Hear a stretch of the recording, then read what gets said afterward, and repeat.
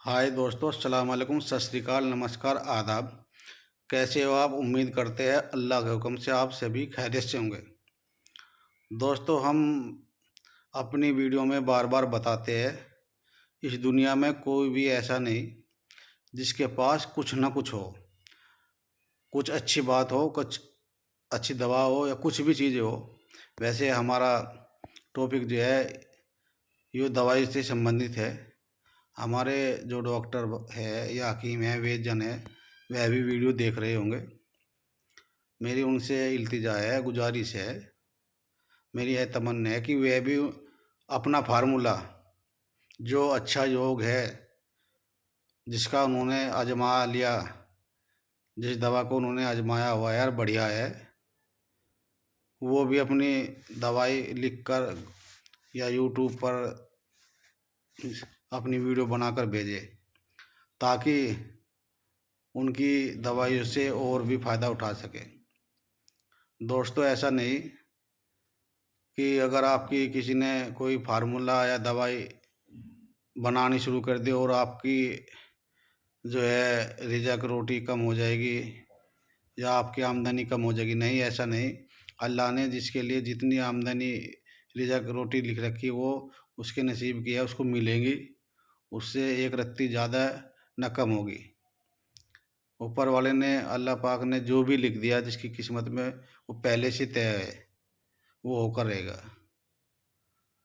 चलिएगा, आपके पास भी अगर कोई फार्मूला हो बता दीजिएगा। यानी एक दिन सबको जाना है, यहाँ कोई कुछ नहीं रहेगा, सब खाली हाथ आए और खाली हाथ जाएंगे।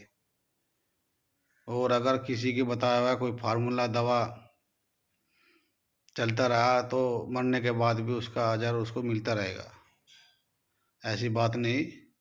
फार्मूला हर इंसान के पास है कुछ ना कुछ। आप भी बताओ। खांसी के लिए है, अगर खांसी है किसको, 10 ग्राम गुल बनफशा, 50 ग्राम मुलेठी, 10 ग्राम पोसत, और आपको 10 ग्राम अजवाइन लेनी, खुरासानी कहते हैं इसको, और 10 ग्राम उन्नाब, 20 ग्राम चिरायता, और 1.5 किलो पानी, एक मस्सा सत पुदीना और एक मासा सत अजवाइन। सत पुदीना और सत अजवाइन को छोड़कर बाकी जो दवाई है उनको मोटा मोटा कूट ले, और कूटने के बाद जो हमारा 1.5 किलो पानी है, यानी कि 1500 ग्राम पानी है, उसमें डालकर उसको धीमी धीमी आंच पर पकाए। और जब हमारा पानी आधा शेष रह जाए, आधा फूक जाए और आधा रह जाए, उसको छान कर कपड़े में कांच की शीशी में रख ले और उसमें सत पुदीना और सत अजवाइन भी मिला दे।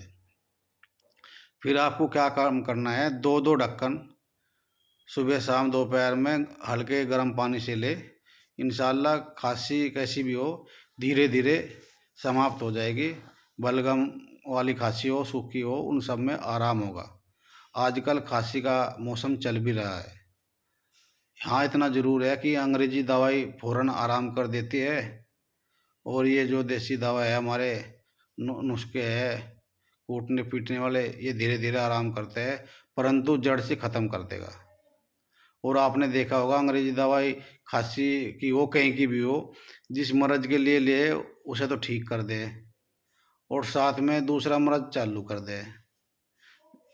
जिस घर में एक बार अंग्रेजी दवाई शुरू हो जाए, वो नहीं चलती रहे बस। फिर अल्लाह पाक किसी को मर्ज़ की यानी कि किसी को मरीज ना बनावे, किसी को घर में स्टोर ना बनावे। यानी आजकल देखा होगा आपने, हर घर में स्टोर हो गया, इतनी दवा है अंग्रेजी।